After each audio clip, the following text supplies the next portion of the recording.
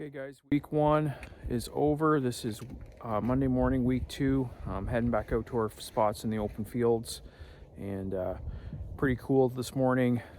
Unfortunately, the wind's supposed to pick up a bit, but we're still going out.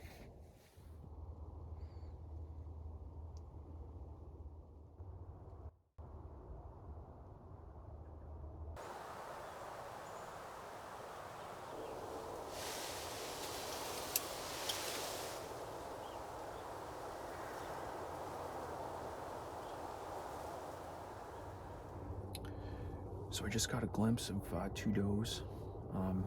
Just like the other day, they came out in the same spot. This time they spotted the blind and stopped.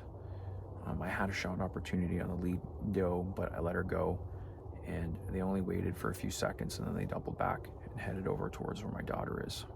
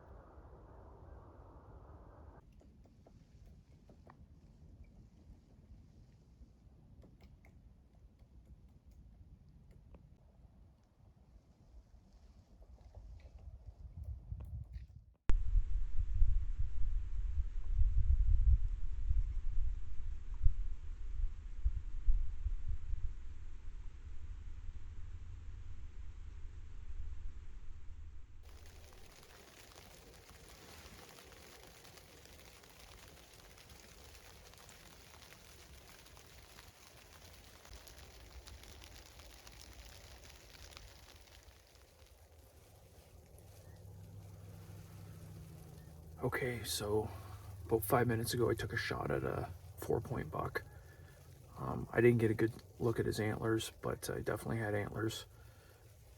Two does had gone through, and I just caught a glimpse of them. They were kind of weaving through the pines. And I blew out my call a couple times, thinking they might double back. And then all of a sudden, right in the same area, he stuck his head out. Put my rifle up, but I was looking through the mesh, couldn't get a good shot. Looking through the mesh, had to reposition, squeezed off a shot. He spun around, went back into the bush. So I'm gonna give it about 20-25 minutes, and then I'm gonna go take a look. He was right down in there. You can see my round went right through the mesh there. I think the scope was looking over. I kind of moved up.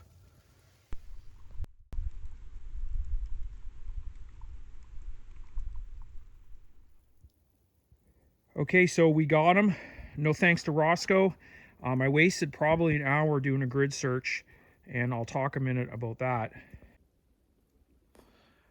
Okay, so what ended up happening is those does came out.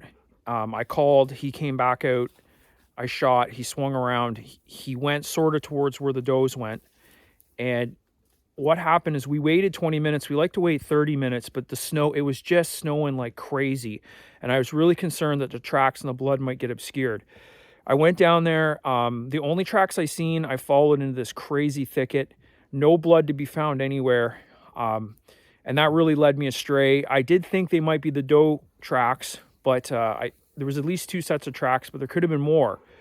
And I kind of assumed he followed them. Went in, roughly when I hit them, they dropped within 30 or 40 yards. Did kind of a circle around, wasn't there, couldn't find any blood or any more tracks. And by the time I went back to the blind, got my gear, the tracks were completely obscured. Came back out with my daughter, and then we started this crazy meticulous grid search over where the does were, and nothing. Couldn't find anything. I couldn't even pick up their trail again. The snow was just so thick.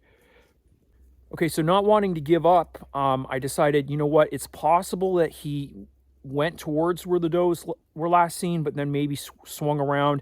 And I noticed there's some trails they like kind of on the other side of the field. And this is actually the area where my hunting partner, her deer was recovered last year. So I took my dog. He was completely confused by the doe tracks, I think, and I'd walked around in there. He was just running around in circles, but I decided to sweep across the other side of the field. We came down. I could not see any tracks at all, but all of a sudden Roscoe took off into the bush, and I followed him. I could see then a couple really faint footprints, and then as I was walking, I stirred up some snow and there was a little bit of pink. And then we went about another 20 yards and I seen one drop of blood. Roscoe was, at that time, he had already got to the deer. I just kind of went over the hill and I could see the deer laying there. So we got him. I was kind of losing hope, but ultimately it's just worth that second check, that second look. If I'd given up earlier, I probably wouldn't have found this deer for at least a day or two when the either the coyotes or the ravens got in here. I would have found him. He's right on my property line. But at that point, things would have been spoiled probably. So I'm just glad we got in here and we got him.